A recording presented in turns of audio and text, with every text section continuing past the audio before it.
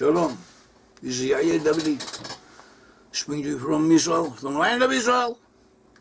I represent Brit-Am, Hebrew awareness. We search the whereabouts of the lost ten tribes.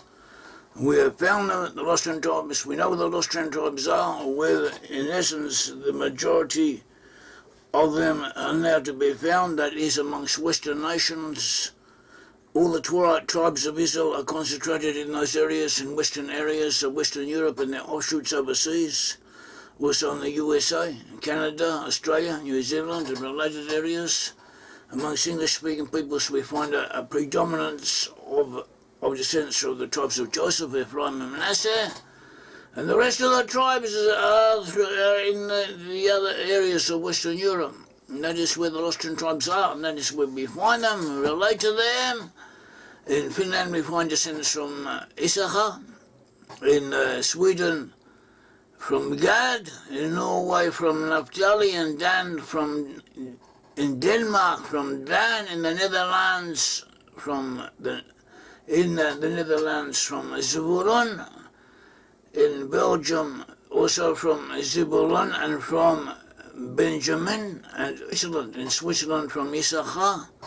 England from Ephraim.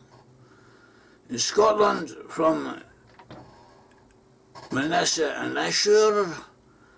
In Northern Ireland from Judah and Ephraim. In Ireland from Asher and Dan. In Canada, Australia and New Zealand, offshoots from Ephraim. In the USA, all of the tribes that have been found is the United States of America is the center in our time for all of the tribes of Israel, but especially of the tribes of Joseph, that is Ephraim and Manasseh, and from a symbolic point of view, especially of Manasseh. But all the tribes are present. And we also find that the USA is a center for all of the tribes of Israel, with the Manasseh being predominant. And we find that the USA was founded by 13 colonies, so 13 original colonies, and each of these colonies represents one of the 13 colonies of Israel. One of the 13 tribes of Israel. There were 13 tribes of Israel. And each of the original colonies, represent one of these 13 tribes. And the additional colonies, the additional states of the USA, another 37 states are reaching to 50. Also, each one has its own tribal characteristics, representing or stretching, aligning it with one of the other Israelite tribes. And in some ways also especially with one of the original 13 colonies. So this is of interest. We'll go into it as far as we know, as far as we can tell. And you will be able to deduce from what we tell you how we reach our conclusions, also have some idea how we reach our conclusions, and to check them out for yourselves. So as we said, there are 13 tribes of Israel. And these 13 tribes of Israel are represented by the 13 original tribes. Asher, the northern tribe, the northern group, the Israelite tribes, when they came out of the wilderness, were encamped about the tabernacle. The tabernacle was in the middle. Around the tabernacle were the tribes of Levi, and around they were surrounding the tabernacle, and around them were the 12 tribes of Israel, because the 13th tribe, Levi, was in the middle, surrounding, encamped around the tabernacle. So we had these 13 tribes arranged around the tabernacle, and this arrangement was to repeat itself more or less when they came into the land of Canaan and settled it.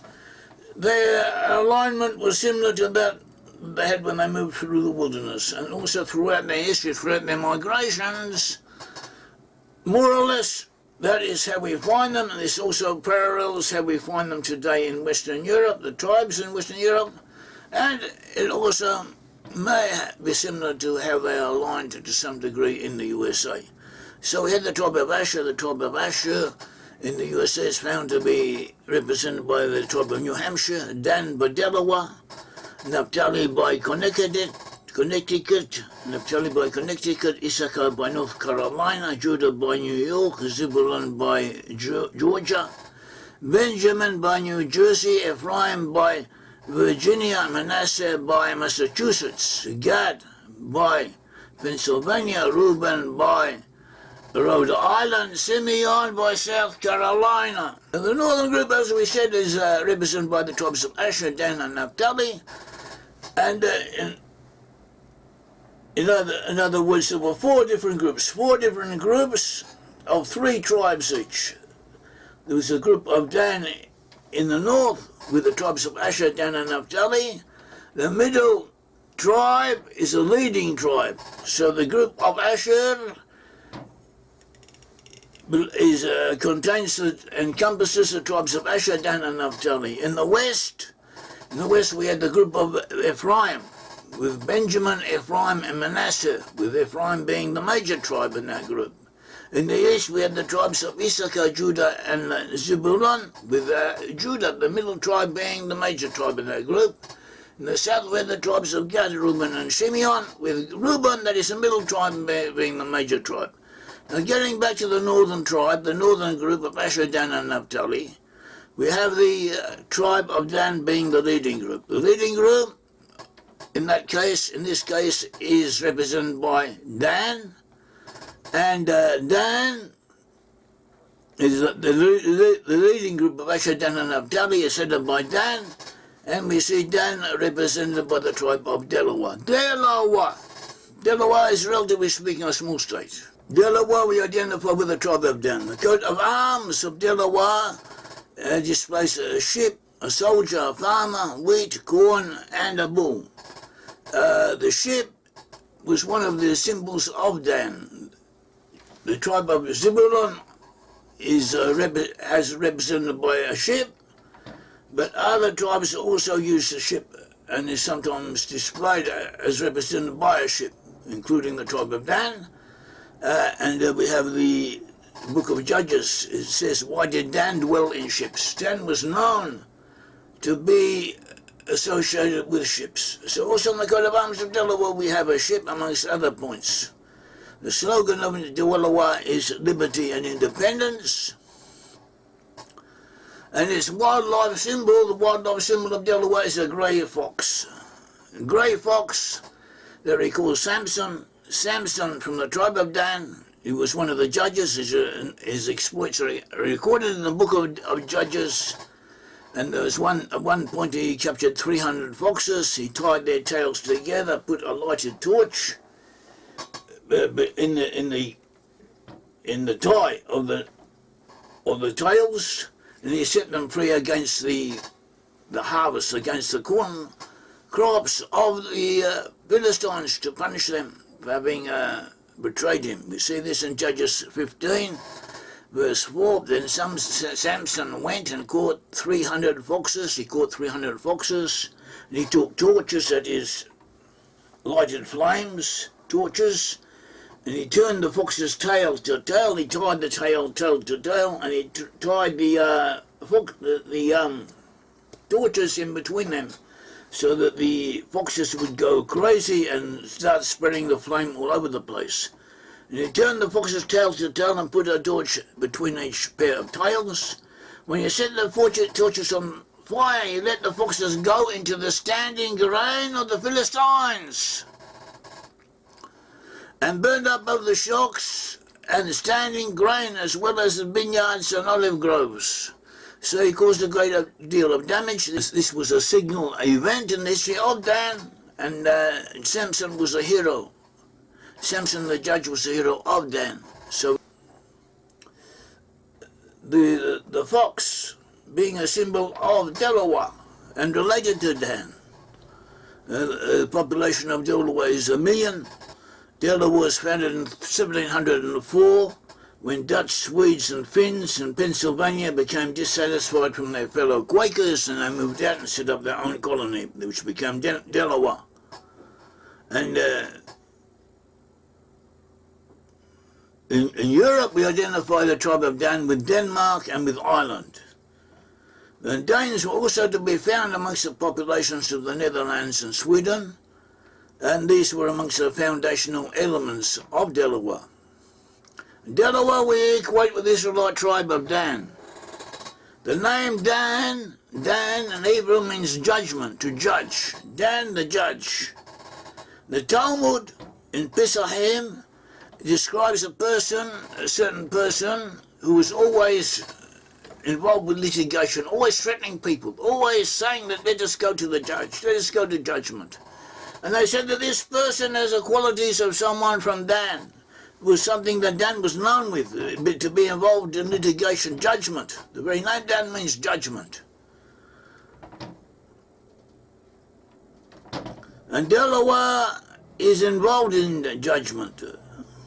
A good portion of the income of Delaware is derived from judgment. It can be traced back to judgment in some way or other.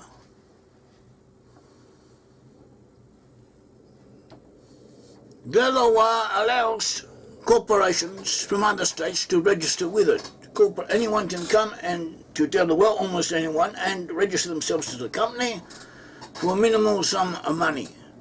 So 60% of all the companies in America, or 60% of the companies listed in the New York Stock Exchange, from all over the place, they register themselves in Delaware.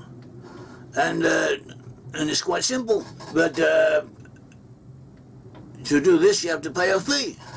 And you also have to use the services of lawyers and the services of people connected with legal matters. So this means that in Delaware you have a lot of lawyers, you have a lot of legal assistants, you have a lot of secretaries, office workers and so on, all connected with law firms also.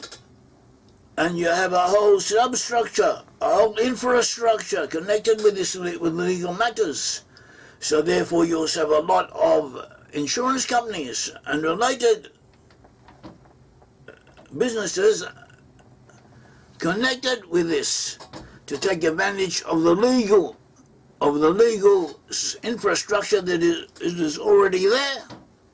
After all, insurance companies and the like, that is what they mainly do. They're mostly involved with legal matters. So they come to Delaware. The legal infrastructure already exists. It's streamlined, set up, working, operating, and not exorbitant, not overburdened with paperwork and doing things that whatever has to be done. That is, you have secretaries, you have assistants, you have clerks, you have computer people, computers, maintenance, transport services, all connected with legal work in Delaware. And this also facilitates the functioning of government agencies, insurance companies, financial services, and everything else. And they all pay modest community taxes for the services provided, and this keeps the state going. And all these people, they need to live, they need taxis, they need to eat, they need families and houses and schools and everything else connected with that. So you have whole communities all built up around this. And that is the main thing that keeps Delaware in business. That is the steam engine of Delaware, is connected with legal services. And this is an aspect of Dan, the judge, Dan, judgment, Dan, legality, litigation. That is what Delaware is. That is what keeps Delaware in business. And this is pertinent to Delaware being associated with Dan. The state of Delaware was named after a person of that name, but his name probably meant a man of war or a man of the spear. And this is also a description of Dan, according to indications in the Bible and also rabbinical tradition. Dan was a man of war. Dan was a warrior, a fighter. And this is found in the description in the name Delaware. Delaware is also known as the first state in the Bible, and also in rabbinical sources. Dan is actually the last state. the one who gathers up the stragglers, the one who gathers everyone in. But Dan was also the foremost protector. Judah was in the front, Dan was in the rear to protect the rear. And when you came from the north, Dan would have been the first state. It depends where you're coming from. So Dan is also justified in considering itself the first state. This is what Delaware does. It calls itself the first state. Names of biblical type names found in Delaware include Rehoboth Beach. Rehoboth was an important town in the north, somewhere in northern Israel, possibly close to Dan. Also Bethany Beach. Bethany is another name for Bethel in the south, close to Dan. And Bethel was also in the south. It was on the borders of Benjamin and Ephraim.